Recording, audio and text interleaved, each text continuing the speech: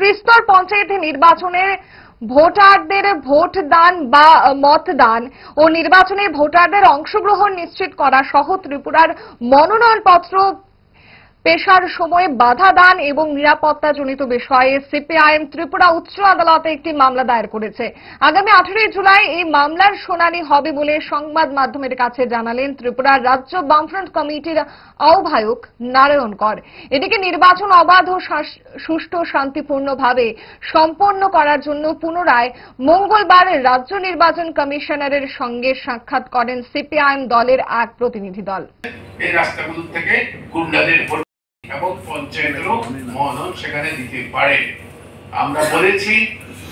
কাজেই এবারে যদি ওনার দলের শাসক দলের ওরা যদি যারা সশস্ত্র আক্রমণ করছে তাদেরকে যদি ওরা সংযত করতে না পারে এবং প্রশাসনকে যদি ব্যবহার করতে না পারে তাহলে পরে এই নির্বাচন সম্পূর্ণ ফার্স।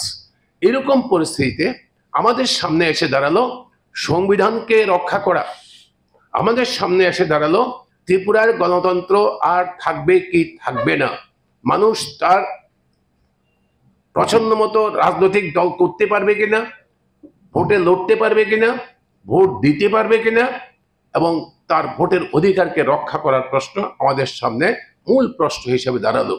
এই মৌলিক প্রশ্ন নিয়ে আমরা গতকাল মাননীয় গৌহাটি, মাননীয় আগরতলা হাইকোর্টের কাছে সিপিআইএম আমরা দরখাস্ত করেছি। হাইকোর্ট যেন এই দাবি আমাদের বক্তব্য, এই বক্তব্যে হস্তক্ষেপ করে চিফ জাস্টিসের নেতৃত্বে একটা বেঞ্চ, চিফ জাস্টিসের নেতৃত্বে দত্ত পুরকায়স্থ সমেত ওদের যে বেঞ্চ আজকে ওরা এটা গ্রহণ করেছে, অ্যাকসেপ্ট হয়েছে আমাদের আবেদন, আমাদের দরখাস্ত এবং বলেছেন 18 তারিখ আমরা এই মামলার শুনানি। গ্যাস, অম্বল, গলা বুক জ্বালা ও পেটের অন্যান্য সমস্যার থেকে সুরক্ষিত থাকতে ব্যবহার করুন গ্যাসনল। অরিও ফার্মা, 5 দশক ধরে মানুষের ভরসা।